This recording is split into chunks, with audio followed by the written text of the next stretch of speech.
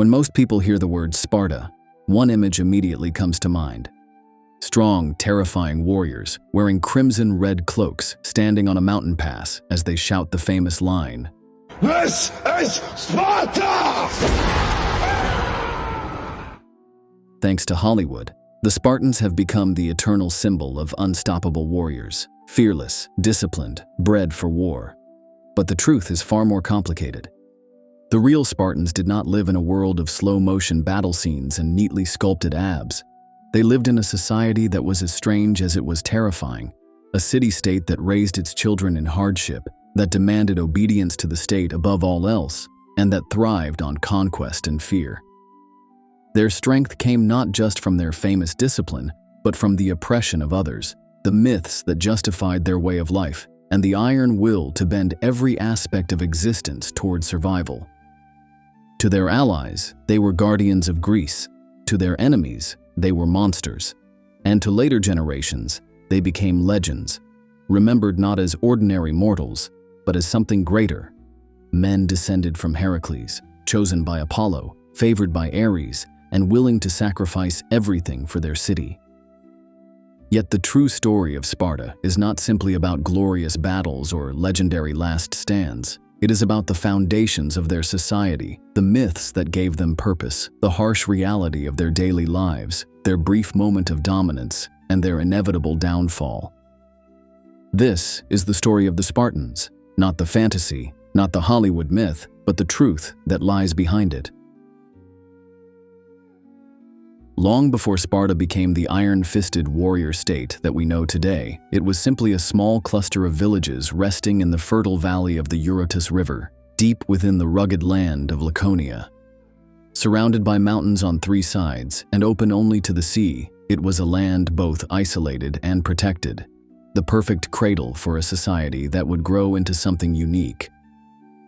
History tells us that Sparta emerged after the so-called Dorian invasion, when waves of northern tribes swept into the Peloponnese around the end of the Bronze Age. These newcomers conquered, mingled, and eventually established what would become one of Greece's most formidable polis. Unlike the bustling trade ports of Corinth or the cultural heart of Athens, Sparta was shaped by its geography. The valley was defensible, the land rich in grain and olives, and the surrounding mountains gave them natural walls. It was a place where survival could be secured, and that security allowed for something else, the cultivation of a warrior class unlike any other. But the Spartans did not see themselves simply as products of conquest and geography. According to their own myths, they were born from divine bloodlines. Their kings claimed descent from Heracles, the greatest hero of Greek myth, whose strength and trials embodied everything they believed in. In fact, they had not one king, but two, a peculiar system of dual kingship said to trace back and mirror Heracles and his twin brother Iphicles.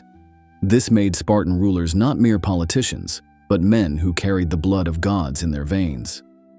The Spartans also revered the Dioscuri, Castor, and Pollux, twin brothers who were said to protect their warriors in battle. To them, Sparta was not just another Greek city, it was a chosen people, a land touched by the divine. Even the laws that governed their society were said to come from the oracle of Apollo at Delphi. The Great Retra, the founding constitution of Sparta, was not the work of mere men, but of gods speaking through their priestess. From the very beginning, Sparta saw itself as a people apart, a people destined. And this belief in divine ancestry would feed directly into the harsh system they built, a system that would elevate them to greatness and eventually drag them into ruin. The Spartans are remembered as warriors, but their entire society was born from conquest and from the need to keep what they had taken. In the 8th century BCE, the people of Sparta turned their eyes westward, across the Taygetus Mountains, toward the fertile plains of Messenia. These lands were rich in grain, far more fertile than Laconia's valleys, and the Messenians who lived there were numerous. For 2 long wars, separated by decades, the Spartans fought with relentless cruelty to bring this land under their control. When the fighting was done, they had doubled the size of their territory and gained something even more important, an enslaved population that would sustain their way of life. The conquered Messenians became the Helots, a people bound to the soil, forced to farm for their Spartan masters. Every harvest, the Helots gave up half their produce, feeding not just the citizens of Sparta, but the very system that allowed those citizens to devote themselves entirely to war. Unlike household slaves in Athens or Corinth, Helots were not individuals but a subjugated nation, entire families chained to the land of their ancestors, living under the constant shadow of violence. For the Spartans, the Helots were both essential and dangerous. They outnumbered their masters by as much as 7-1, and the fear of revolt haunted the Spartan mind. To manage this, the Spartans developed a society of constant surveillance and intimidation. Every year, the ephors, Sparta's magistrates, declared war on the Helots, a legal ritual that allowed any Spartan citizen to kill a Helot without fear of blood guilt. Young men in training were even sent out in secret raids, a practice known as the krypteia, to hunt down any Helot who seemed too bold, too rebellious, too dangerous. But to justify such cruelty, the Spartans cloaked it in myth. They believed that the gods themselves had destined the Helots to serve, that this order of master and slave was part of the divine will handed down at Delphi. To them, enslaving an entire people was not just conquest, it was duty, ordained by Apollo and protected by Ares. And so, the Spartan citizen could live a life dedicated to war because others broke their backs in the fields. The phalanx of bronze and discipline, the warriors who would one day face down Persia, all of it rested on the suffering of those who could never escape. This uneasy balance would become the heartbeat of Sparta, a small elite ruling over a vast enslaved population, their greatness built on fear. And to keep that fear alive, they turned inward, raising their own children in a crucible of hardship that would become infamous throughout the Greek world. If Sparta's power rested on the conquest of the Helots, its endurance rested on something even harsher, the Agoge, the state-run system that transformed boys into warriors. No other Greek city dared to raise its youth as Sparta did. At the age of 7, Spartan boys were taken from their families and placed into military barracks. From that moment forward, their lives belonged not to their parents, but to the state. They were organized into herds, sleeping side by side on reed mats, clothed in little more than a rough cloak, fed meager rations that left them constantly hungry. The hunger, however, was deliberate, a lesson in endurance and a test of cunning. They were encouraged to steal food to survive, but if caught, the punishment was severe. The lesson was not that stealing was wrong, but that getting caught was unforgivable. The story told by Plutarch, the philosopher, of a boy hiding a fox beneath his cloak captures the essence of Spartan education. When the animal began to claw and tear at his belly, the boy did not flinch or cry out for fear of discovery. He let the beast rip into him until he collapsed dead, having proven that silence and discipline mattered more than life itself. The Agoge trained boys in wrestling, running, combat with spear and shield, but it was never just about physical strength. It demanded obedience, endurance, and absolute loyalty to the phalanx, the shield wall in which each man's survival depended on the one beside him. A coward was not simply a disgrace. He endangered the entire line. To falter was to betray Sparta. Life was stripped to its harshest essentials. Their meals were little more than the infamous black broth, a stew of pig's blood, vinegar, and salt, so revolting to outsiders that one Athenian is said to have joked, "Now I understand why Spartans are so fearless in battle. Death is better than dinner." But beneath the cruelty, the Spartans saw something sacred. The Agoge was not simply training. It was preparation for serving Ares, the god of war, and for upholding the laws that Apollo himself was believed to have given them at Delphi. A Spartan warrior was not a free man in the way an Athenian was. He was an instrument of the gods, a weapon forged by fire and sharpened by pain. Even their currency was a reflection of this worldview. While Athens traded with silver coins stamped with owls, Sparta used massive, brittle iron bars, deliberately worthless outside their borders. Wealth, luxury, softness. These were dangers, not virtues. The Spartan ideal was simplicity, endurance, and a life lived for the collective, never the individual. By the time a boy reached his 20s, he was no longer just a man. He was a soldier, molded into the phalanx, ready to march, fight, and, if necessary, die. The Agoge did not raise free thinkers or philosophers. It raised warriors whose very existence was a living myth, men who would come to embody Sparta's most enduring legend, the unbreakable soldier. In most of Greece, women were expected to remain indoors, silent and obedient, their lives confined to the loom and the household. But in Sparta, the role of women was startlingly different, so much so that other Greeks often ridiculed and feared them. Spartan women were raised with a purpose: to give birth to strong sons who would become warriors. Unlike in Athens, they were not hidden away. From an early age, girls trained in athletics, running, wrestling, even throwing the discus and javelin. This physical strength was not seen as unladylike, but essential. The belief was simple: only strong mothers could bear strong children. But their influence went far beyond childbirth. Spartan women were landowners in their own right, inheriting property when male relatives fell in war. Some estimates suggest that by the later classical period, they held as much as a third of all Spartan land. In a society where men spent their lives in barracks and campaigns, it was women who managed estates, oversaw slaves, and ensured the economy continued to function. Their boldness shocked outsiders. Other Greeks told stories of Spartan women speaking freely in public, mocking men, and ridiculing cowardice. When one foreign woman asked a Spartan why only Spartan women had such power over their men, she replied sharply, "Because we are the only women who give birth to men." These sayings, remembered for centuries, became legendary. Perhaps the most famous was told to departing warriors, "Come back with your shield, or on it." The message was clear: either return victorious or return dead, but never return dishonored. This was no idle threat. A Spartan mother who saw her son flee the phalanx would rather see him dead than disgraced. And here again, myth underpinned reality.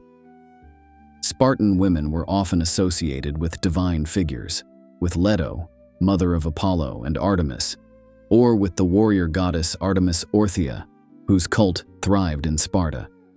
At her altar, boys endured ritual whippings, a reflection of the same harsh endurance expected of all Spartans. The presence of Artemis Orthia in their culture reinforced the idea that both men and women shared in the city's destiny, bound to a higher purpose. This balance of roles made Sparta unlike any other polis. The men fought and died for the state, but the women preserved its spirit, raised its warriors, and guarded its honor. In a sense, they were the keepers of Spartan destiny. Without them, the warrior society could not endure. And yet, while women gave Sparta its backbone, it was the city's unique political system that kept everything in motion. The Spartans did not just shape themselves into warriors. They built a government that was as unusual as it was enduring. Where Athens experimented with democracy and Corinth thrived on trade, Sparta forged a system designed to preserve order at all costs. At the heart of it was their most famous oddity: two kings. Unlike other Greek polis, Sparta was ruled by dual monarchs from two different royal houses, the Agiads and the Eurypontids. Both claimed descent from Heracles, the greatest of heroes, whose strength and labors embodied Spartan ideals. In theory, the kings ruled together as equals, one often leading armies abroad while the other remained at home. In practice, this arrangement created tension, but it also reflected something essential about Sparta: the belief in balance, in splitting power so that no single man could dominate. But the kings were not supreme. Their power was hemmed in by other institutions. The Gerousia, a council of 28 elders over the age of 60, along with the two kings, acted as a guiding body, proposing laws and judging serious crimes. In a society that worshipped discipline and tradition, age itself was seen as a kind of divine authority. Even more powerful, however, were the ephors, 5 officials elected each year, drawn not from aristocracy, but from the citizen body. They oversaw the kings, supervised the Agoge, managed foreign policy, and even had the authority to prosecute or depose a king. Their existence was a reminder that in Sparta, no individual, not even one claiming divine blood, was above the state. And at the foundation of it all was the great Retra, the Spartan constitution. According to legend, it was not crafted by mortal hands, but delivered by Apollo's oracle at Delphi.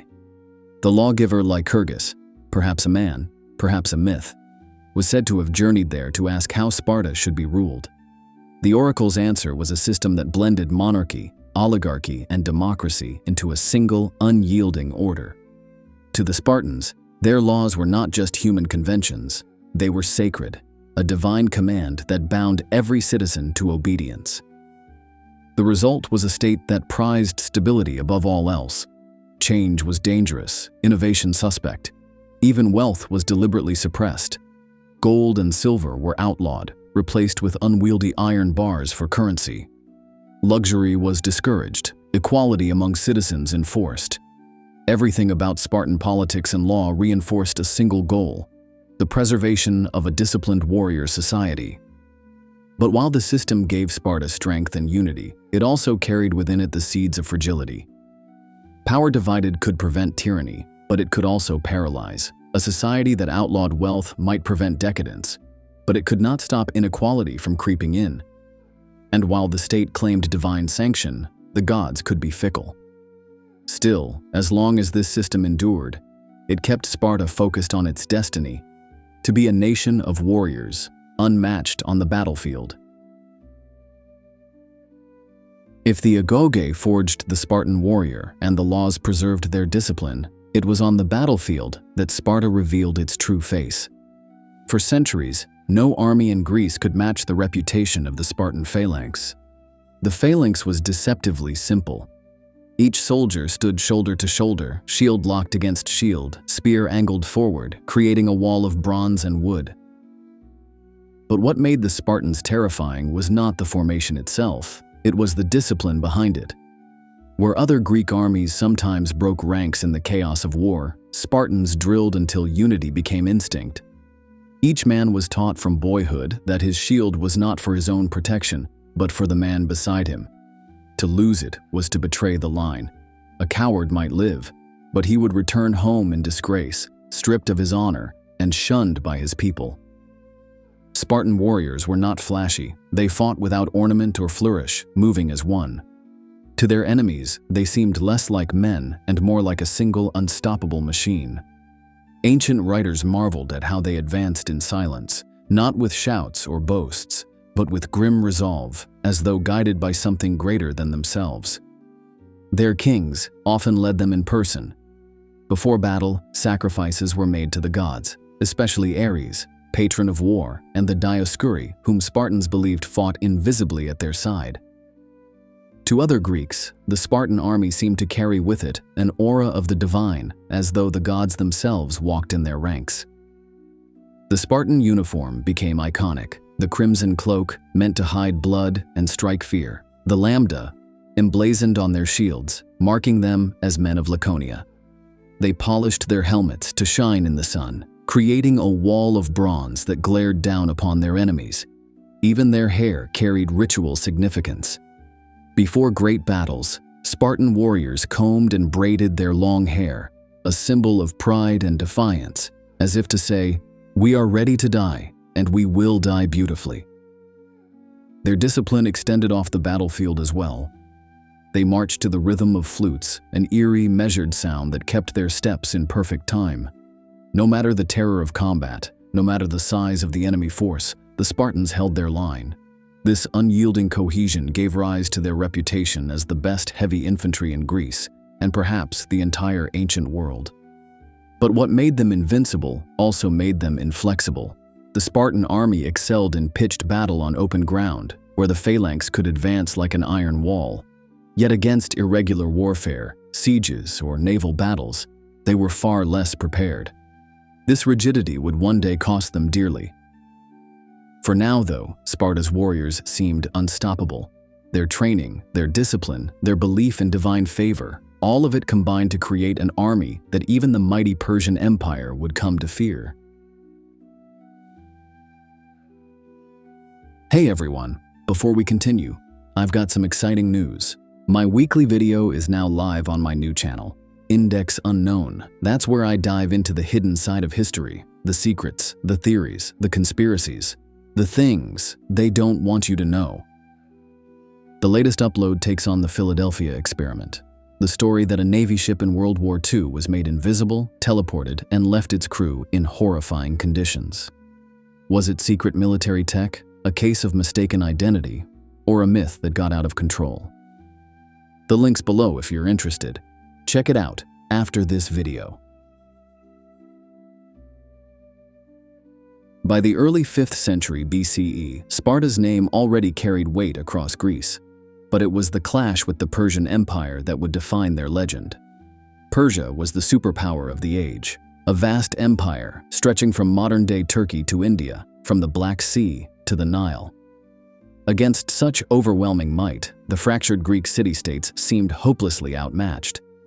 When Xerxes, the great king of Persia, marched into Greece with what ancient sources describe as an army of over 1 million men, though modern estimates put it closer to 100,000 or 200,000, panic gripped the Hellenic world. Many cities bent the knee, unwilling to risk annihilation, but not Sparta.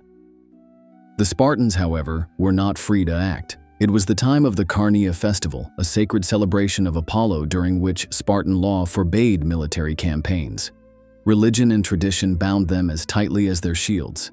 Yet when appeals for aid reached them, they did what Spartans always did. They found a middle path. A token force would march north to delay the Persians until the festival ended.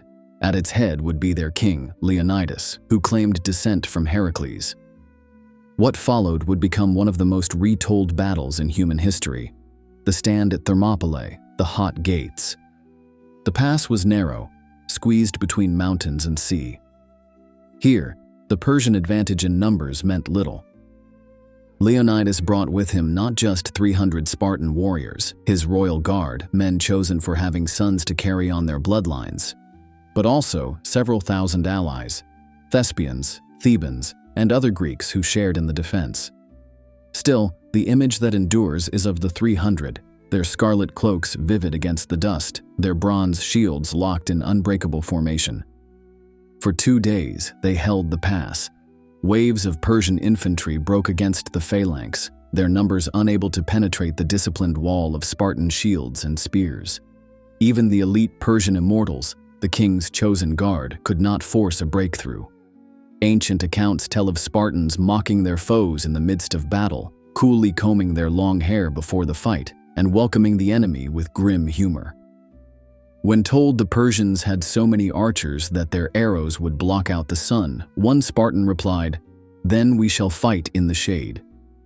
But betrayal would decide the battle. A local man named Ephialtes revealed to Xerxes a hidden mountain path that bypassed the pass. Surrounded on all sides, Leonidas released the bulk of his allies, choosing to remain with his 300, along with 700 Thespians who refused to leave. Together they fought to the last man. Leonidas fell, and his body was fought over like a prize, until at last the Persians claimed it. Historically, Thermopylae was a defeat. The Persian army swept south, burning Athens to the ground. Yet the sacrifice of Leonidas and his men became something far greater than a tactical battle. It was myth in the making, a story of men who chose death over surrender, of warriors who stood against impossible odds. Herodotus records that an oracle had foretold that Sparta must either lose a king or see the city destroyed. And so Leonidas fulfilled that prophecy. In death, he became immortal. For Greece, the stand at Thermopylae was a rallying cry. Within a year, at Salamis and Plataea, the Persian invasion would be turned back, and at the heart of that story, etched into memory, were the Spartans, remembered not for victory, but for sacrifice. But Persia was not the only rival Sparta would face. Their greatest struggle would come not from beyond Greece, but from within it. The defeat of Persia did not unite Greece for long. With the common enemy driven back across the Aegean, the city-states quickly returned to what they did best, competing, conspiring, and clashing for dominance. And no rivalry ran deeper than that between Sparta and Athens. On the surface, they could not have been more different. Sparta was a landlocked military camp, its people hardened by discipline, its culture suspicious of outsiders. Athens was a bustling port city, brimming with trade, ideas, and art. To Athens, freedom and individual expression were the lifeblood of civilization. To Sparta, freedom was dangerous, disorderly, a threat to the unity that kept them alive. In mythic terms, it was as though the two cities embodied the gods themselves. Athens under Athena, goddess of wisdom, strategy, and craft. Sparta under Ares, god of war, raw strength, and unyielding force. Each believed their way of life superior. Each saw themselves as chosen. Athens rose quickly after the Persian Wars, building the Delian League, an alliance of city-states that soon transformed into an empire. Tribute flowed into Athens, funding the Parthenon, its dazzling fleet, and its golden age of drama and philosophy. Sparta watched with growing unease. To them, Athens' power looked less like leadership and more like tyranny. Sparta answered by strengthening its own network. The Peloponnesian League, a coalition of allies bound to Sparta through military obligation. While Athens ruled the seas, Sparta commanded the land. For decades, the two circled one another, a rivalry simmering beneath every negotiation and every skirmish. The world took sides. For the Greeks, it was more than politics. It was a question of which vision of life would define them. Would Greece be an empire of trade and art, or a warrior state bound by discipline and fear? Tensions boiled over in 431 BCE, sparking the Peloponnesian War, a conflict that would last nearly 30 years. Athens, with its glittering walls and mighty fleet, seemed untouchable. Yet the Spartans had what Athens never could: soldiers who had been molded since childhood into perfect instruments of war. The clash was not immediate. It was a war of sieges, alliances, and betrayals. At times, Athens seemed to triumph. At others, Sparta pulled ahead. But beneath it all was a sense of inevitability. Only one vision could survive. And when the dust finally settled, it was Sparta that stood victorious, its warriors marching into Athens itself. For the first time, the proud city of Athena bowed its head to the sons of Heracles. Yet Sparta's triumph was not the beginning of an age of glory. It was the peak of a mountain. And from that peak, there was only one direction left to go. The long and bitter Peloponnesian War finally ended in 404 BCE. Athens, once the shining jewel of Greece, was broken. Its fleet lay at the bottom of the sea, its empire torn apart, its proud citizens starving behind walls that could no longer protect them. When the Spartans marched into the city and ordered the destruction of Athens' long walls, the fortifications that had once linked the city to its harbor, it was a symbolic act as much as a strategic one. The age of Athens was over. The age of Sparta had begun. For the first time, Sparta stood as the undisputed master of Greece. Their armies had crushed Athens on land, and ironically, their newfound navy, built with Persian gold, had beaten Athens at sea. The Spartans, once landlocked warriors who scorned ships, now commanded fleets that sailed across the Aegean. It seemed nothing could rival them. Sparta imposed its will on the conquered cities, setting up pro-Spartan governments known as the Dicarches, councils of 10 men loyal to their interests. Most infamous of all was the 30 Tyrants, the brutal puppet regime installed in Athens. Though Spartan soldiers guaranteed their rule, the tyrants unleashed a reign of bloodshed that shocked even their allies. To many Greeks, Sparta's victory did not feel like liberation. It felt like domination. The warrior state that had claimed to fight for freedom against Athens' empire now demanded obedience in its own name. Whispers spread that the Spartans had betrayed Greece, trading one master for another. And yet, in the glow of their triumph, the Spartans mythologized themselves as instruments of divine justice. Just as Athena's city had fallen, so too had the goddess herself been humbled by the sons of Ares. To them, it was not merely politics, it was fate, a victory written in the will of the gods. But beneath the surface, cracks were already beginning to form. Spartan society was built on a delicate balance, a small elite of full citizens ruling over a vast sea of helots, their numbers always dwindling, their grip on power always fragile. Victory had given Sparta new responsibilities: garrisons to maintain, allies to control, lands to oversee. The warrior state that had once defined itself by discipline and simplicity now faced temptations it had long rejected: wealth, empire, and corruption. For a moment, Sparta seemed to stand like a colossus, feared and unchallenged. But history rarely allows such heights to last. The same system that had given them strength was now slowly hollowing them out. And soon, a rival would rise, not from the sea like Athens, but from the land, carrying with it a new kind of army that would break Sparta's unshakable line. Sparta's triumph over Athens marked the peak of its power, but from that moment onward, decline was inevitable. The very system that had made Sparta strong was also eating it from within. The most pressing problem was simple: numbers. Full Spartan citizens, known as the Spartiates, were always few in number, and their way of life ensured they would never grow. Only those born of two Spartan parents, who survived the brutal trials of the Agoge, and who could afford to contribute to the communal mess halls, were counted as true citizens. Everyone else, helots, perioikoi, or disenfranchised Spartans, was excluded.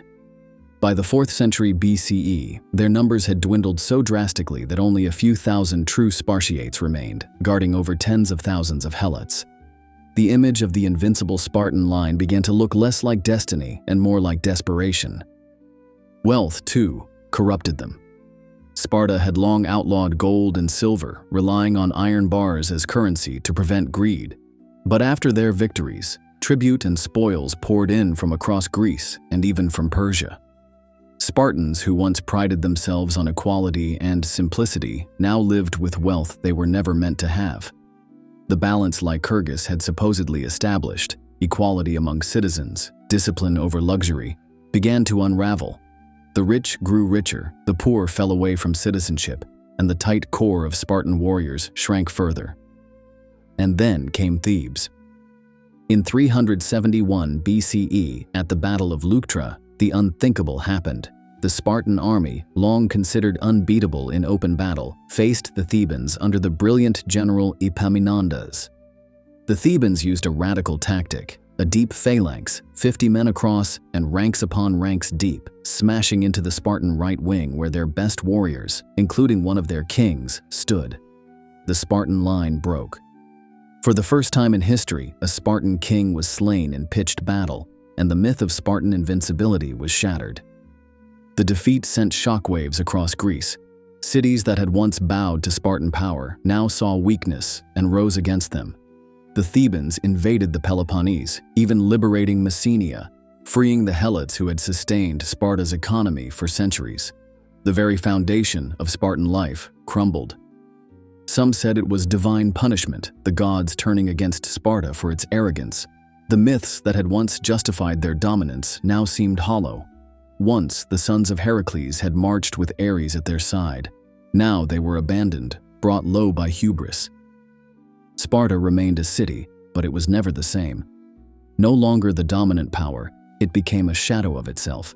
Still proud, still disciplined, but living more on reputation than reality. The Iron Men of Greece had been broken, not just by their enemies, but by the weight of their own contradictions. By the time Rome rose to power, Sparta was no longer the terror of Greece. Its armies had been humbled, its empire stripped away, and its helots freed. What remained was a proud but hollow city, one that lived more in memory than in reality. Yet the Romans were fascinated by Sparta.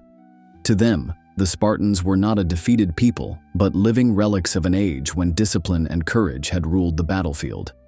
Visitors came to Laconia to see what had once been the training ground of the greatest warriors of Greece. What they found was not an empire, but a city playing at its former glory. Sparta adapted by turning its past into spectacle. Rituals once meant to harden boys into men were transformed into public performances. At the temple of Artemis Orthia, Spartan youths were still whipped in brutal rites, but now it was not for training or sacrifice. It was for the entertainment of Roman audiences who watched, awed, and horrified. Tourists marveled at what they believed was the survival of an ancient, unbroken tradition, though in truth, it was a shadow of the Agoge that had once shaped Spartan warriors. Roman writers held up Sparta as a model of lost virtue. They praised its austerity, its courage, its rejection of luxury, even as the Spartans themselves no longer lived that way. For the Romans, Sparta was a myth made flesh, a city that embodied values they longed to see in their own legions. But for the Spartans themselves, it was a strange fate, to become an exhibit of what they had once been, warriors preserved in memory but powerless in reality. Even so, the legend endured. Leonidas and the 300 were remembered as martyrs of freedom. The sayings of Spartan women were retold like scripture. The phalanx, the crimson cloaks, the discipline of the Agoge, all of it outlived the real city, which slowly faded into obscurity under Roman rule. Sparta was no longer a power, no longer a threat, but as long as men told stories of courage and sacrifice, the Spartans could never truly die.